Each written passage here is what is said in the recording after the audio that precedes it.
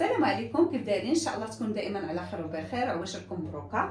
هنا غادي نوجد معكم واحد الشيوه مغربيه على حقها وطريقها. كيف ما كتشوفوا عندي اللحم، الخرشوف او القناريه، جوج بصلات حمر مقطعين، قزبر المعدنوس وكذلك التوابل، وهنا زيت الزيتون حتى هي ما نساوهاش.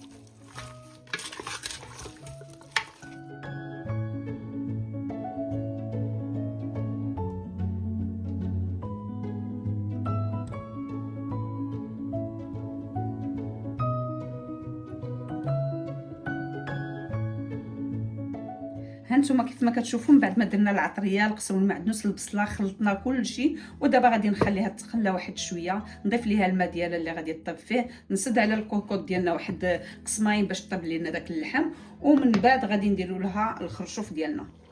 اللحمه ديالنا كيف ما كتشوفوا هي تشحرات في العطريه ديالها وزويسه ديال الزيتون. دابا غادي نضيف ليها الماء اللي غادي طيب فيه، وغادي نخليها واحد 10 ديال الدقائق طيب مع في الماء ديالها.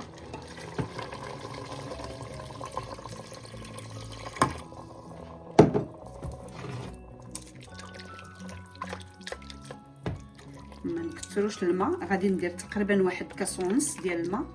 هانتوما كتشوفوا لان البصله غادي تطلق لينا الماء، وكذلك اللحمه غادي تطلق لينا الماء ديالها.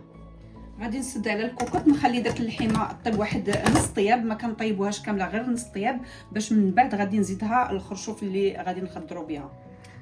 دابا من بعد ما طاط لينا اللحم كيف ما كتشوفوا نص طياب، ما كنطيبوهاش كامله كيف ما قلنا قبيله. غادي ندير ليها دابا الخرشوف، غادي نضيف عليها من بعد ما خليناها في الماء. ضروري من نقشروا الخرشف نحطوه في يعني في الماء، وشويه ديال الحامض كيف ما كتشوفوا درت معاه واحد القريش ديال الحامض باش ما كتكحليناش دغيا.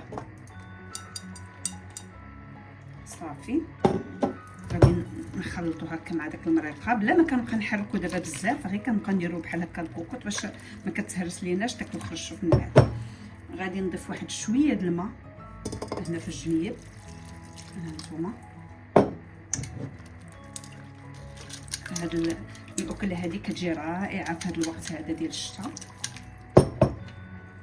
هانتوما كيفاش كتشوفوا المريقه ديالنا غزاله رائعه. صافي من بعد ما حطيتها في البوطه غادي نحط عليها واحد نصيص ديال الحامض المسير او المخلع.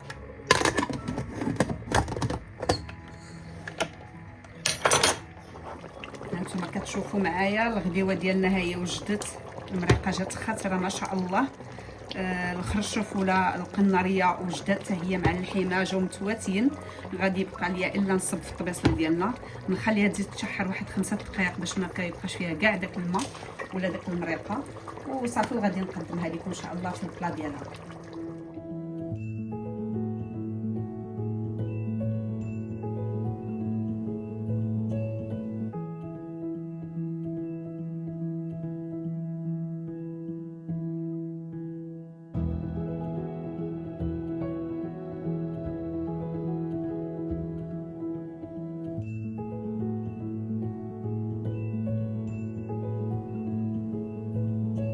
كما كتشوفوا هنا الطبيصل ديالنا جا غزال بالقناريه ولا الخرشف كيف ما كنقولوا، جا بنين. المريقه درناها خاطره، راك شفتوني ملي كنت كنغرف المريقه جات غزاله، والبنه داك الحامض المسير عطاه واحد بنه حتى هي رائعه.